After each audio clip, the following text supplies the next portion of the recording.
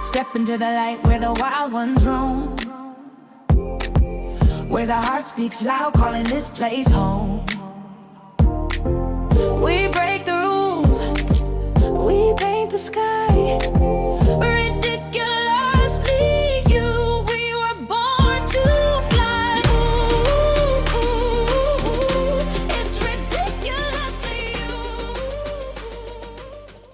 Hey everyone, this is Julie May and the Ridiculously You podcast. Today's guests are two generations of bold, brilliant trailblazers. We have a powerhouse mother-daughter duo who have turned really just intergenerational honesty into a podcast, a rebellion, a whole movement. So if you've spent any time in the world of leadership, arts and culture, law and politics, powerful womanhood, you are going to want to stay tuned here. Ro Nita is a trailblazing force in broadcasting and arts leadership.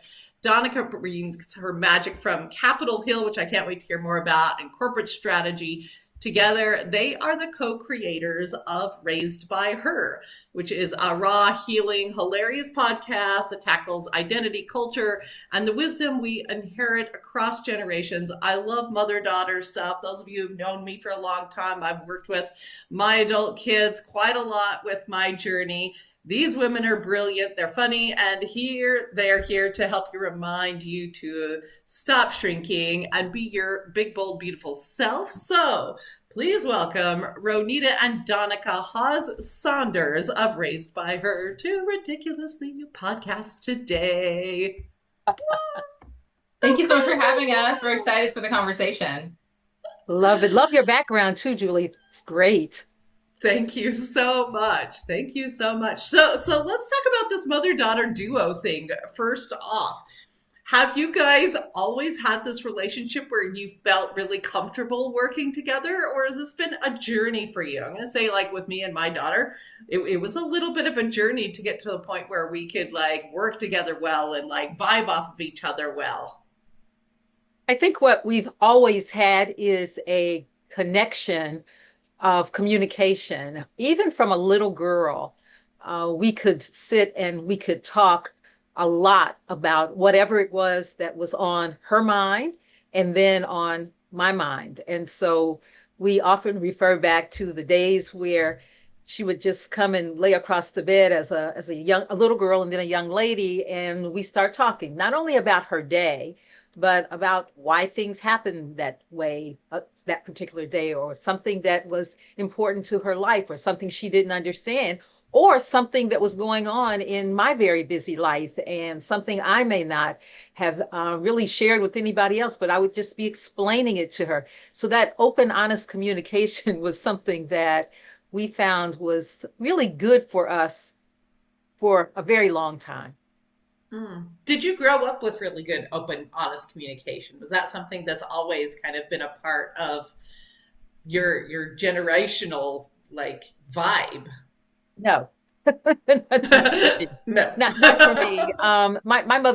My mother was born in the 1930s, and so that open, honest communication was not always there. I had a good adult relationship with my mother. She just recently passed, just a few months ago, actually. She was 94 years old. And what I miss most is the fact that not only the support and the hugs were there, but there was always this strength. And that's what my mother gave to me. Open, honest communication wasn't always a part of our DNA from that generation.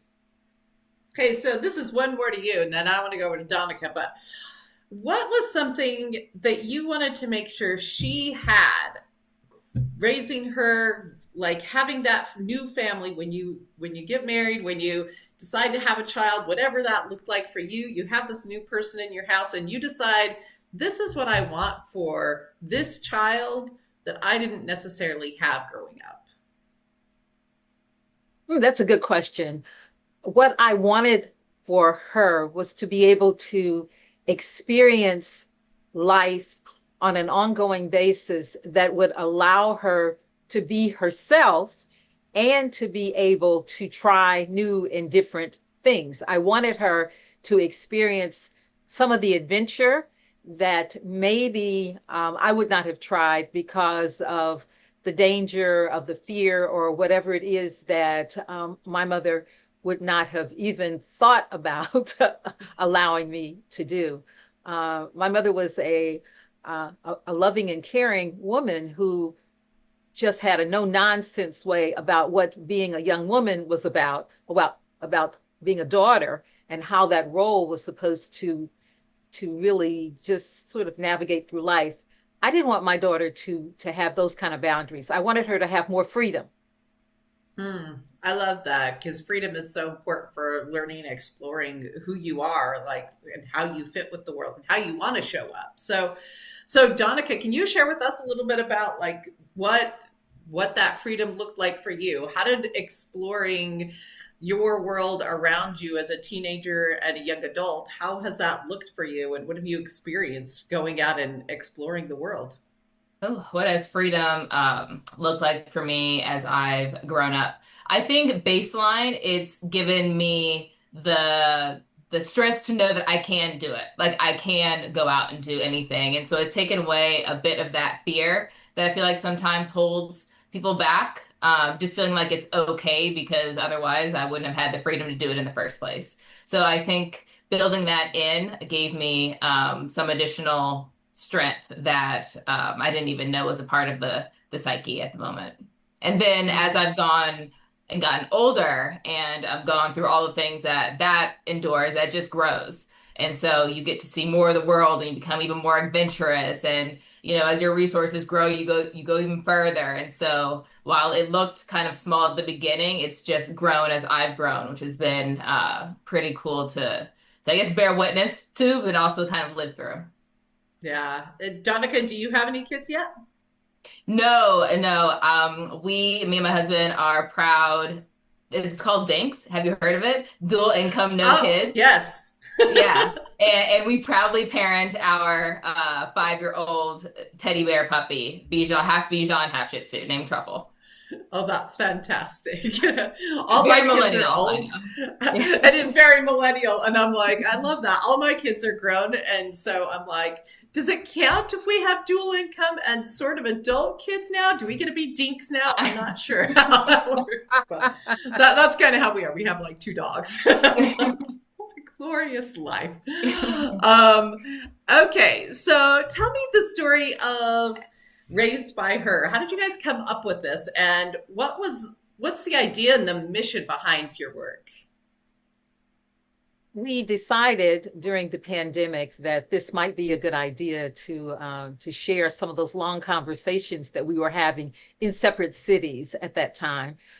Donica was living in Washington, D.C., and I was in our hometown of Dayton, Ohio. And we were really missing each other, of course, like the world was, because you could not go out and about and do all of the things that you had planned to do during the pandemic. And our conversations would get longer and longer, and we were sharing our world in a similar way, but also really missing the connection. And at some point, the conversation sort of was a part of, why don't we maybe think about doing a podcast at some point? And so I thought, oh, that would be fun. I had a broadcasting background, so I kind of had in my mind what I thought a podcast would be like. But it just didn't happen until recently. And I mentioned the fact of my mother actually making her transition. And so my mother had, by the time she passed away, she had Alzheimer's, and she had been in a situation of decline for a while. And so the time frame, what I said to Donica was the time frame that I had been spending caregiving and taking care of mommy, I am going to now spend towards doing something that we had talked about doing. So are we ready to do the podcast? Now, she mentioned it several times in years past, and she said, well, when you're ready, we're ready. So I think it was really, the time was right for me because I could take some of those legacy lessons and be able to not only share them with my daughter, but also share them with the world. So the timing was good. And we've now moved forward with it. Love that. So what are some of those legacy lessons? what are you hoping to accomplish by sharing these lessons? So let's start first. What are some of these legacy lessons? And you learn a lot, especially taking care of somebody on the decline with Alzheimer's. It's such a hard disease. What kind of lessons did you learn through that, and that you're hoping to kind of express through your podcast? Well, family is very important to all of our generations. My grandmother, my mother, and Donnica. But how family shows up, what you do for family, what sacrifices you make for family, not only caregiving, but also being able to, I think, understand the meaning of family. It's not just blood relatives. It extends beyond that. But how do you define that? And then we often talk about boundaries. What is that also? How does that change throughout the generations? What does that mean to a daughter and a mother? And how is that relationship then impacted by those boundaries? I think it's also important to understand, Donnica mentioned her strength in terms of freedom. What does that strength really represent? It represents not only the journey of my grandmother and what she went through, and then how important education was, but what kind of education, and how do you go about through having an education? What are the priorities? Where you go to school, how you go to school? How do you make decisions? And then what are the consequences of those decisions? How do you then communicate those decisions? What are your needs? What are your desires? Those kinds of things. Love that. So Donica, you're in Washington. Tell us a little bit about your work there and how that influences your lens of, sharing kind of a mother-daughter relationship. Anytime I'm like, you work in politics at all, you're in Washington, you kind of surrounded by these things. How does that change your viewpoint of how the world runs and how you want to show up? So actually, I was in DC for about 20 years, but 2.5 years ago, we moved. I moved back to Dayton, Ohio. My husband's like, I was never from here. I just moved. I just followed you. But so we now live in Ohio, and our main driver was to be closer to family. That's Yeah. also part of what gave us the flexibility to even do a podcast, because as you know, it's a whole thing. But I still run my company, and my team is still based in DC. And so I'm back and forth quite a bit. And a part of my career was on Capitol Hill. I currently run a public affairs firm called the Averity Group, and we do lobbying and strategic communications for highly regulated industries. And so we do it at both the federal and state levels. And so my team spends quite a bit of time still on Capitol Hill. We just, we're working at it. And people are always kind of curious, I guess. Lobbying is probably something that's much more normalized in DC than it is in other places, I suppose. But it's just finding strategic ways to advocate on behalf of your clients to achieve the goals to help further business outcomes is probably the most basic way to say that. And there's a number of different ways to do it. And then it just gets a little more complex the more regulated an industry is. Yeah. So working in that industry, you worked in lobbying and you understand how these systems work over time. How has that changed your viewpoint of family communications and how to be an influence in the world in general? Oh, how to be an influence in the world in general. I would, I don't know if the career choice that I chose really impacts my family dynamics. My family might feel differently because I just kind of feel like I am who I am. This is just the career that I happen to choose. But if I might have made a different choice. I would still kind of be who I am. I'm quite busy. And so my mother mentioned boundaries, and that's something that I reinforce, and it's something that I had to consider in moving back to my hometown. Even though I am physically here more often, what does my true availability look like as I'm still now navigating, traveling back and forth and creating my own life in a new city? And so I don't know that the nature of my job has necessarily impacted my family relationships, but I think that boundaries is probably the word that comes up the most in terms of like how I navigate not just my family, but people in general. If you had to teach somebody else, like teach our audience a little bit about what you've learned with boundaries, tell us a few things that you've learned about boundaries with, let's just start with families. Like what has served you really, really well and what has helped you create and keep really good and healthy boundaries where you have them, you feel safe, and you can have like beautiful relationships within that space. For me, I would say first and foremost, no is a complete sentence.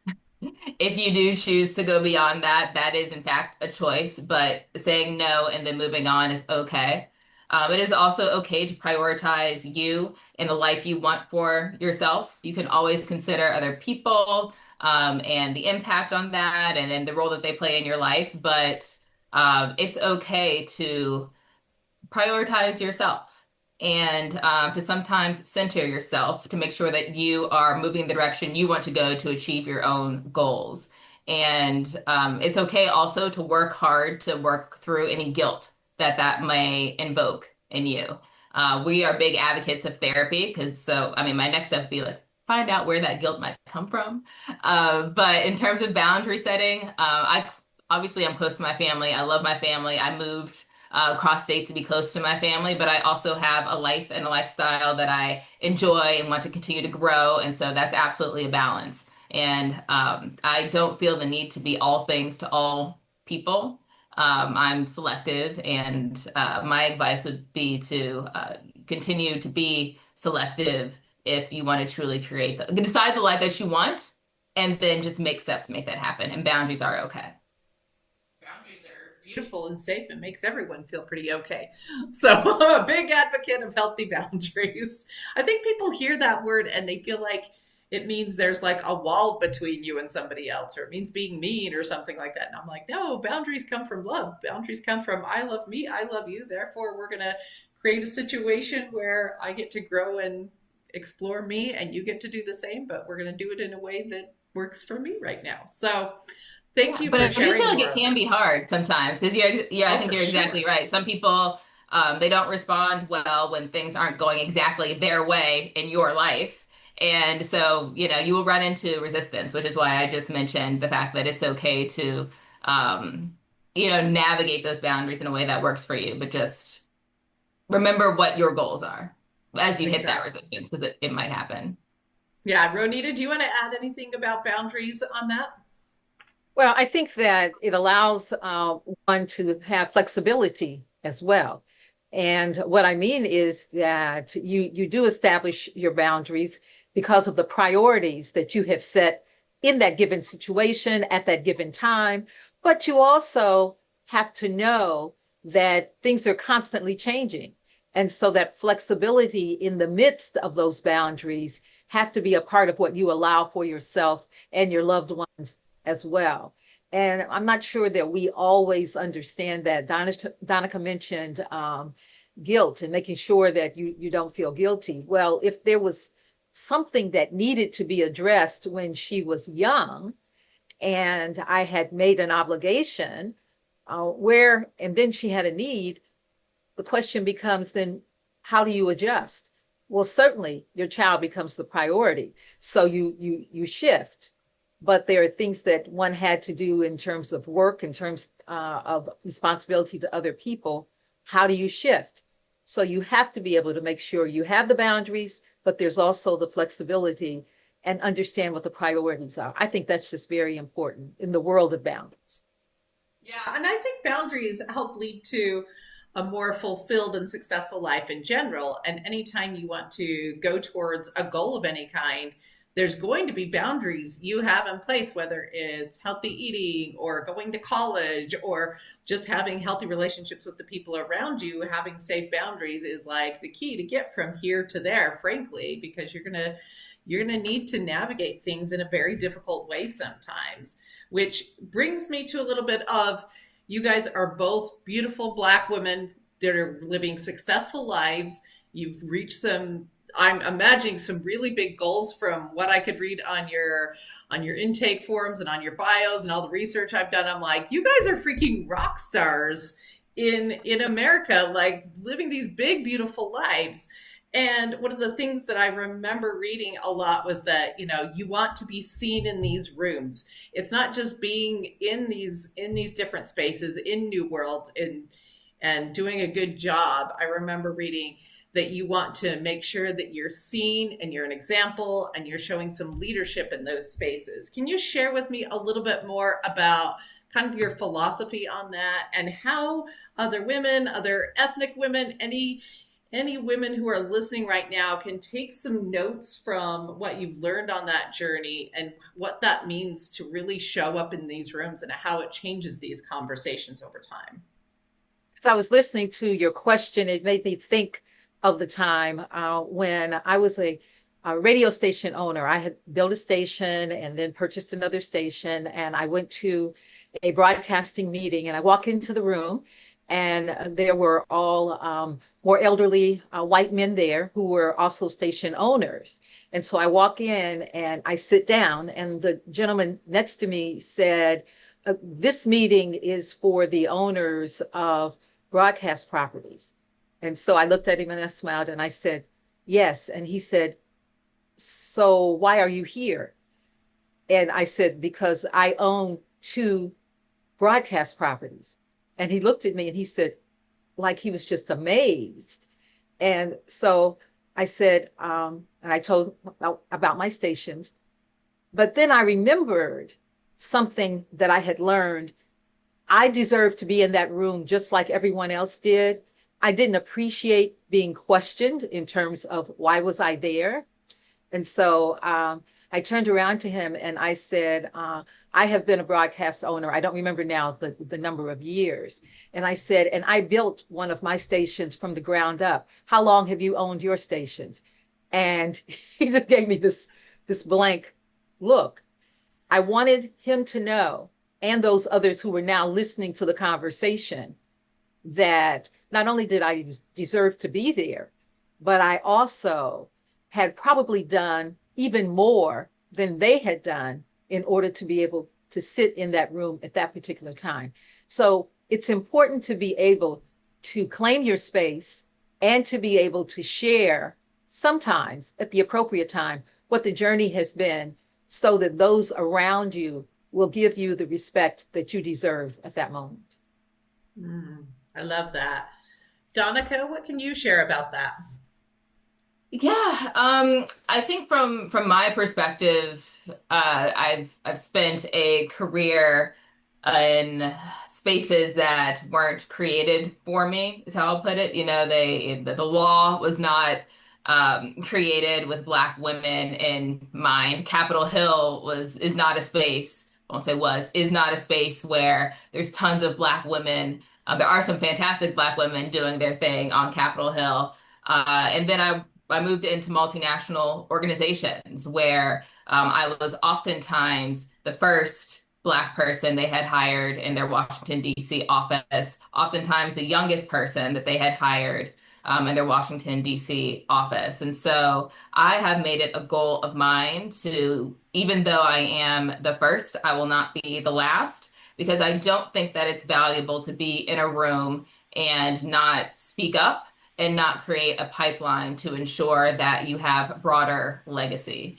And so leadership to me means doing all of what you must do, as my mother talked about, to get in the room, but then to create space and create pipelines. So when you move on to do other things or bigger things or whatever it is your heart desires, that there is space for others to come behind you. And that is also a part of my success story. I have not done anything alone. I have some fantastic mentors and sponsors that advocate for me in rooms that I'm not in. And so I just want to make sure, and it's on the top of my mind at all times, that I am doing the same for the next generation coming behind me.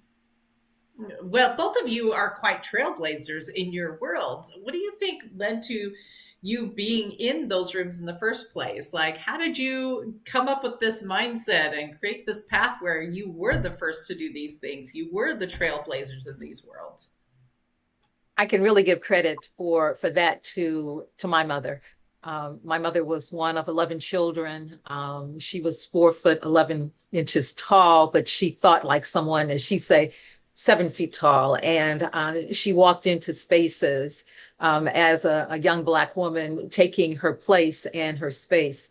She truly believed that preparing yourself, having a good education was important, and that gives you not only the knowledge that you need in order to do something that hadn't been done, but also, to Donica's point, making sure that there would be individuals who would follow. And so I believe that her lessons of not only walking into that room and that space, but taking her place and space allowed me to see her do that time and time again. She was a civil rights activist, and so participating in marches and going places and having her voice heard, then I think gave me the permission to be able to do that, and then I could pass that down to my daughter as well. I think the lesson of someone has to do it. Someone has to be able to be the first, and then be able to not only deal with the consequences, but also make sure that there are opportunities for the foreseeable future. So I'll tell you one very short story. When I was 7 years old, we moved into an all-white neighborhood. My parents were in real estate. My mother was one of the few Black women in our community that owned her own real estate company. My parents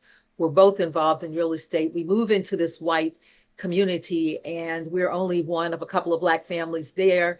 I go into a school. I am the only Black person in the school at that particular time. And my mother had to come to the school and had to talk to the principal and talk to the teacher about my right to be there in a public school. That example of not only doing something that hadn't been done before, but the fact that someone has to do it. And there are many, many stories in history and many other instances where that was the case. But you learn from your history, and you know that you can do it because others have done it. But you also know that in that place and space, you need to be the one who can step up. That's a lifelong lesson that I believe today is very important. And I try to pass that along, and have passed it along, I believe, to my daughter. Mm.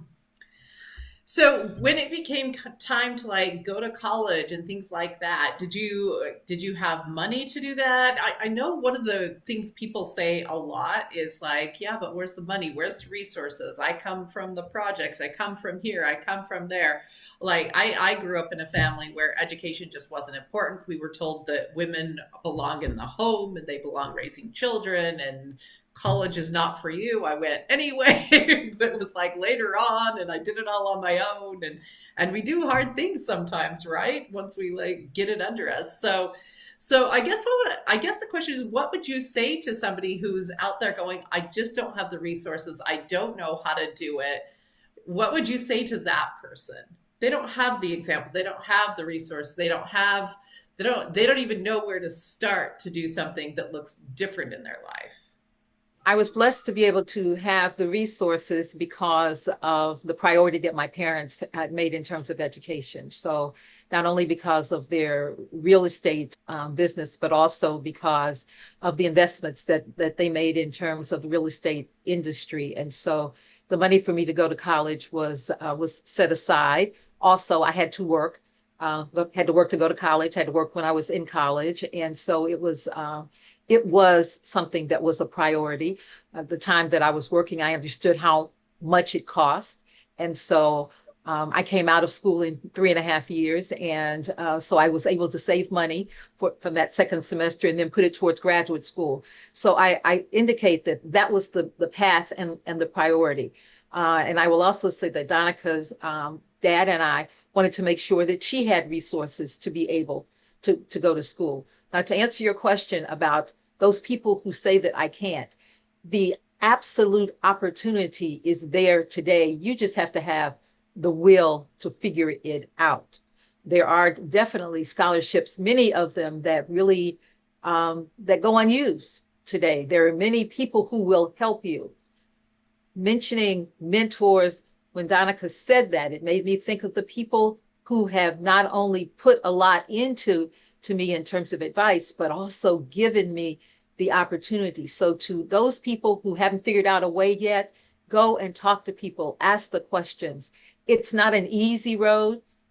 it's not a road that everybody is necessarily going to want to take, but the journey is worth it for whatever your individual goals are. And so I say that you can figure it out if you do the work, if you do the research, and if you ask the right people on an ongoing basis the right questions. For sure. And like when I went, like I said, it was later. I had kids in the house already, and I found a bunch of grants. There was all kinds of resources that I had no idea existed until I went into the college and just asked what was available. Like how does one even do this? So like if I'm going to add my two cents to it, it's like start with the aspiration, start with what you want to do, and then go in and see what's actually possible, because there's probably a lot of things possible. There's scholarships, there's grants, there's all kinds of things probably possible that until you go in and start walking that road, you don't even know are there. And like one of the things I say about goals all the time is sometimes all you need to know is this is the outcome I want. I want to go in this direction. It's like walking into a dark tunnel, and you just have to kind of start putting one foot in front of the other, and things start appearing in front of you, but it doesn't start coming open unto you until you start like walking that little path. And there has to require a little bit of faith and a little bit of moving forward on your path to have those things become available to you. True. Just to piggyback off of what both of you have said, I cannot remember who said this quote, but it's something I think about. And it's, if no stops you, you didn't want it in the first place. Yeah. And so and also like choose your hard. It's really hard to go after your goals and to achieve your dreams. It's also really hard not to. So choose your hard. It's your decision. It's on you. Go for it. And to your point, Julie, when you start to go after your goals, opportunities will show up for you in different ways that are so unexpected that you can't even fathom. Yeah, I love that you said choose your heart, because if my kids are listening right now, they're going to be rolling their eyes, because that is the thing I taught them like from the time they were little was choose your hard. There are things that are going to be hard. Do you want this variety of hard or this variety of hard? You're going to choose what it looks like, because that's what it is. Okay, you two, are you ready for a lightning round? Yeah. Okay, cool. Answer this like fill in the blank. Too much honesty is blank. Butter? Oh gosh. Okay. Too much honesty is okay. Is okay. Cool. What do you got, Ro Nita? Too much honesty is? Challenging. Challenging. That's very true. One word your teenage self would use to describe you today.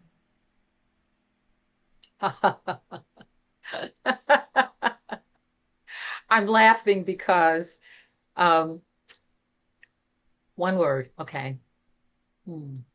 Sophisticated. Ooh, love it. I think she would think that I'm bold. Love that too. Okay. Something about you that you reclaim on a daily basis. Like you wake up and you're like, I am reclaiming that today. Donnica first. Ooh. What do I reclaim on a daily basis? In one word, me. Gratitude. Okay, tell me a weird family tradition. Oh, I name my cars and talk to them. What's your current car? Or like one of them? Jag. Jag. Love that. Okay, Donnica. That's so funny because I'm like, what's weird about it? I don't. Well, her name is Jacqueline. I'm like, the car's okay, name is Jacqueline. what's the weird thing? The Jacqueline family is, tradition. is the name of the car, but I just call it Jacqueline short for Jag. And I always have, ever since my first cars. Recipes. I have some recipes that weird people out. Yeah. What's your weirdest recipe? Oh, it's a sandwich. So let me just give like a little context. I know this is supposed to be short, but real quick. So I was raised not eating any meat, so I don't eat red meat or pork. And so me and my dad used to do this biking charity that my mother's laughing. She's like, I know exactly what she's going to say. And the listeners are going to be like, that's disgusting, but it's delicious. And it's helped me survive over the years. We went to this biking charity and it was sponsored by Chili. And so you get to the end of the bike ride and chili. And so they have like these buns and the hot dogs and the chili itself, but then it has all the toppings. But I couldn't have the meat. So, but I was hungry because I just biked for 30 miles. And so I was like, well, just give me what you have. So it was a bun with cheese, like all the big cheese, and then onions and hot sauce. And and mustard. Always did condiment, right? And mustard. Yeah. And so that's what I started eating after these races. And it was so good that I just started like buying and making those sandwiches at home. Now, 15, 20 years later, I still do it. And my husband's like, what? Yeah, he just can't. You can't with the cheese Yeah. and mustard and onions. Okay. Yeah. Something about you that you used to hide or be a little embarrassed about that now you're like proud and loud about. Something about you used to hide, but now you're proud and loud about. Hmm. Oh, that I used to hide. Gee, Julie, I don't know a whole lot that I used to hide. That's really hard. Hmm. I'm sorry, I don't have a something I used to hide. I can't think of something I used to hide. I'm not the kind of person that what you see is what you get. And so I'm not the kind of person that really goes about hiding something. I show my emotions, I express myself. Hmm. I'm sorry, I don't mean to draw a blank here, but I what you see is what you get. But that's the best way for me to describe that. Sorry. I love that. I love that. Donica, can you think of anything?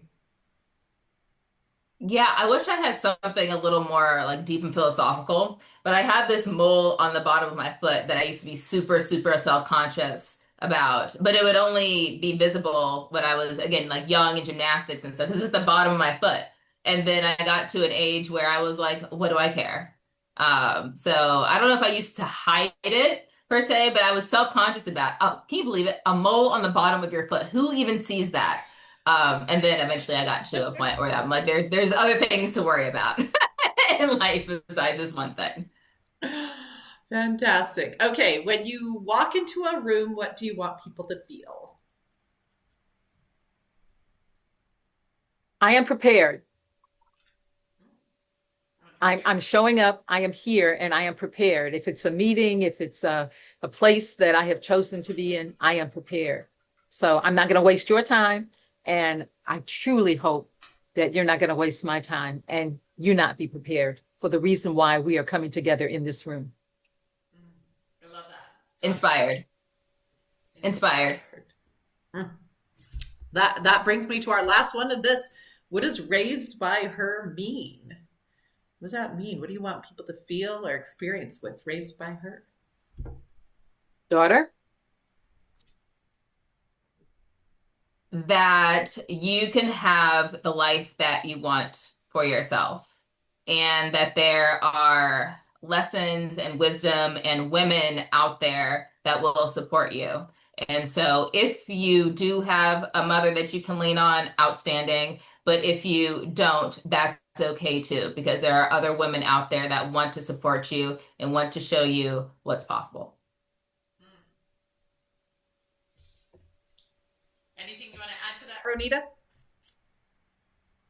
We are known for not only our honest and open communication, but also we are absolute advocates for self-care.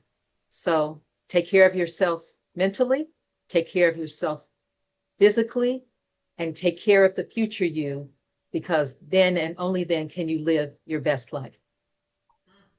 So if that is all of your vibe listening out there, where can people find you guys? On all audio platforms and on YouTube. Please feel free to subscribe and like at Raised by Her podcast. And the link will be in the description, so we're going to make it really easy. Additionally, if you're just listening right now and you can't get to the link, Raised by Her, pretty easy to remember.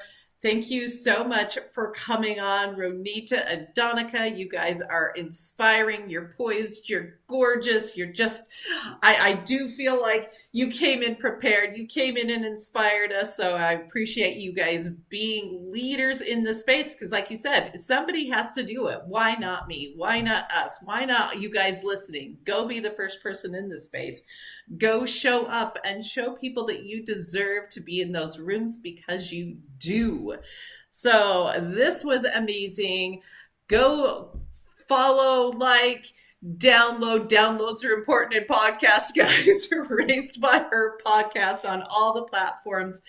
And don't forget to share this episode, like and subscribe. This has been Julie with Ridiculously You, reminding you that it is time to love even the ridiculous parts of yourself. And with that, we're going to talk to you later. Bye-bye. Share the spark, take it higher. Hit subscribe, bring a friend. Let the wildness never end. Tap in,